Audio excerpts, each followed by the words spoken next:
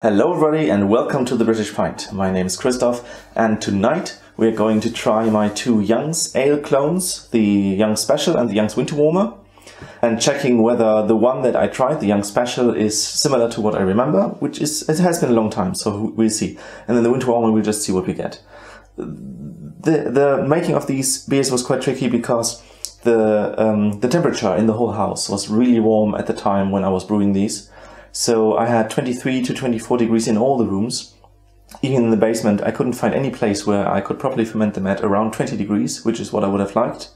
And, well, this is a yeast, the Y yeast 1768, which is very prone to producing fusel alcohols. So I am very doubtful whether either of the two will be a successful creation of any beer, leave alone a clone. So we'll see. Let's start with the Young's Special. This is the final bit of the keg. I have very small amounts of yeast in there because this one fermented quite nicely, even though the yeast was quite tired. And yeah, it's not clear. Now there's of course some yeast in there, and there is a bit of yeast that has precipitated. The color is quite decent, but it's very cloudy. So I guess there's a lot more yeast in there which might precipitate later. The bottles were okay, so that's fine. Fermentation went quite nicely. I think I had the right origin gravity. I calculated 4.3% ABV, which is very close to the 4.6 that I wanted to get.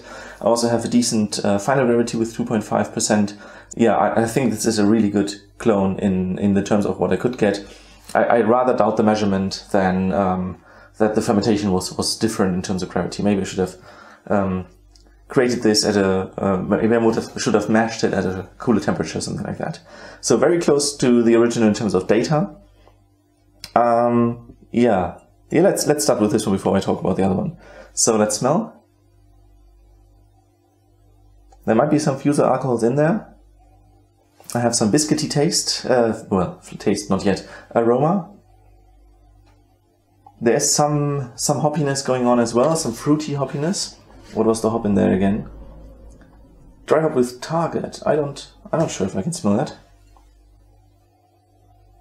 Well, maybe if you know it. Slightly lemony taste. Target is very cleanly lemon. The rest was Fuggle and Golding, so I'm not 100% sure, but if the Fuggle was the aroma hop, then I usually never smell or taste that one. Okay, let's try it.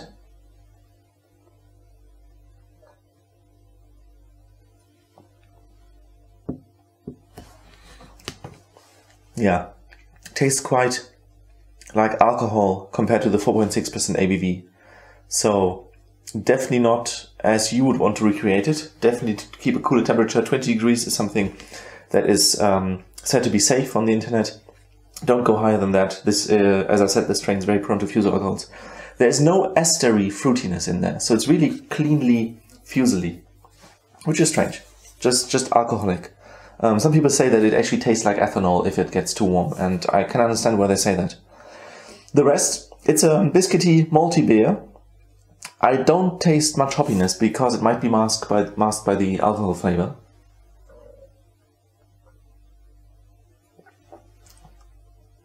Yeah, it has decent carbonation. Since I poured it an hour ago, I have no idea what the foam stability of this one is. Not sure if I can create some foam like this. Well, a little bit. Oh yeah, of course. It disappears very quickly because there's so much yeast in there. The more particles you have in your solution, the less stable foam is. Yeah, not very happy with it. I remember that it was a very malty beer, and the flavors that I get are reminiscent of the beer I remember. It wasn't a very like overwhelmingly good beer, but it was a decent one, contrary to some other mass-produced beers. I think I said that in the last video.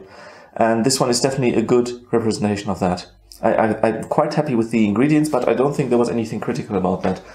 Much different from the second one. So let's go to this one. I'm a bit scared of this one, because there were so many things that went on. And also, there's so much yeast here in the sediment that it's very unlikely that I will actually be able to take a full gulp of non-yeast liquid. The yeast flocculates very well, so that's not a problem. I think it was so tired that it stayed in suspension with this one a bit longer, and that's why I had so much in the keg. So there's 3 centimeters of yeast in this one here now. I just have to drink very carefully. If you look at the data for this one, the attenuation is far too much. I think I got 1.9% of residual extract, which is really low. Of course, I used sugar, right? I used the very dark one, the number 4, which is really black. And then it didn't really change the color much. It looked very different in the fermenter, because the fermenter is this big glass container, but this one is just very slightly darker. If this one is like 25 EBC, this one would be like 35, 40, something like that. Really not much darker. And of course we want to get a lot darker, don't we? Let's check. 65 units of color, yeah. So I'm suspicious that they're probably... So they have a proprietary mixture, I'm very sure. They have something that contains a lot of maltodextrin, maybe one of these maltose syrups, glucose syrups. You can get them with different amounts of dextrin in there. And then this mixed probably with caramel for color, or the very dark invert sugar, but then a lot of it with just maltodextrin. You would have to create a different mixture yourself, like at home, and then use it. And 20% in there is a lot. And if you want to get any body in the beer, it does have to be a sugar with a lot of dextrins. So let's smell what this smells like. Oh wow, I smell old yeast. Yeah, I might have to do the tasting again with one of the bottles. Now, the safety valve that I have on the kegs, it usually looks something like this one, and there's an insert here. That one didn't work. It was probably too old. After 1 year, they are just opening too early. And so I barely have any carbonation on this one. So I don't get any smell from the ingredients, from the malts or hops.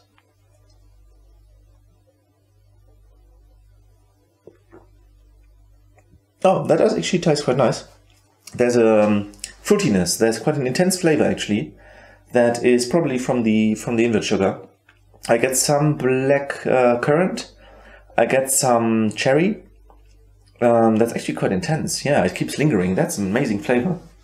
I think I like the syrup. I don't like this beer still. What hops were in there? I think this one's even more neutral, just pure Fuggle, probably, if I remember well. Or it says Fuggle and Golding in here. I don't know how I did it, as I said. But very good flavor. So the number 4 invert sugar is actually really nicely tasting. So that's good to know. This was mainly my test beer for the sugar. Very nice flavor, yeah, very fruity. I think I have to do something proper with this one next time. This one doesn't taste as much like ethanol as the other one. Not sure why, they were in the same room and everything. It might have been that the fermentation was more sluggish with this one. It smells worse, but yeah, this could be just the amount of yeast that's everywhere. There's very faint fruitiness that I can smell as well. So yeah, not very successful with this clone. I might be more successful with the other one. And then we see how I like this beer in the future. I might just give you some more hints, either in the text that I show on the screen or after this video, maybe another clip. Okay, so let's try this again. It's a bit later now, over a week, and I just want to get the bottles ready. This one now has a slight bit of carbonation. This is the winter warmer. Here we have the Young Special, which has a really good foam. This one is probably just not well enough carbonated, but I think they're both reasonably stable with the foam. Okay, so no yeast sediment in there. This seems to be much better. This one's crystal clear, this one's not so much. So I would say that the dark sugar that I added, the invert number 4, reduces the chill haze here a bit, and this one is a bit similar to some of my other ales, though this is actually really cloudy, a really cloudy one, so yeah, this is really murky. I'm not sure why though. There wasn't really anything wrong with this one. Oh yeah, well the yeast was really tired. I'm not sure if that is contributing, but it's definitely not helping. Okay, this one smells very fruity now. Definitely very high ester production, as you remember, fermented to warm. But it doesn't smell in any way not pleasantly. So I don't think the alcohol one is, the fusels are too high on this one.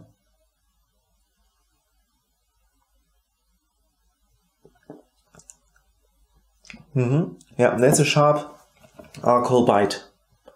I think it might be, last time I said it might be yeast in suspension, and I don't think there's any yeast in there now. It's just chill haze. but it does have a sharp bite, and that's certainly not what we want. The rest is really nice, malty, honey flavored, biscuit flavored, very pleasant ale. I'm quite happy with that, though I would ferment it at lower temperatures, as I said last time. As I said earlier. So this one's definitely not as dark as I wanted it to be. It has a slightly more ruby shade than the Young Special. This is really alcohol-y, like wine. It smells like fruit wine.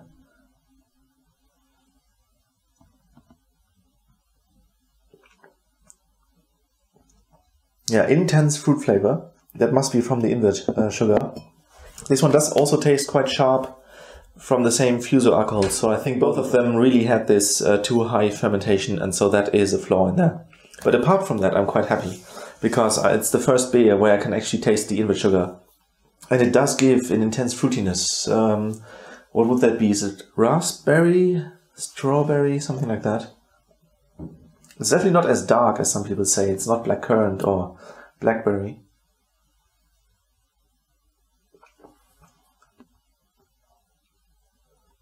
Yeah, quite nice, decent fruitiness. It does actually resemble red currant, I would say. And maybe a bit of grape in there as well. So, not in a raisin type of way, but really just red grapes, like wine, really. So yeah, that would be my final words on this, and then we can see how the next beers turn out, which are going to be much better, because I'm not going to ferment too warm anymore. I'm going to solve this by actually fermenting at a warm temperature where it's supposed to be. And then for the next videos after that, the temperature already dropped a lot, because we are getting towards September for the time when I brewed these beers, and now it's in the middle of October when I try them. Okay, so then see you next time. Take care. Bye bye.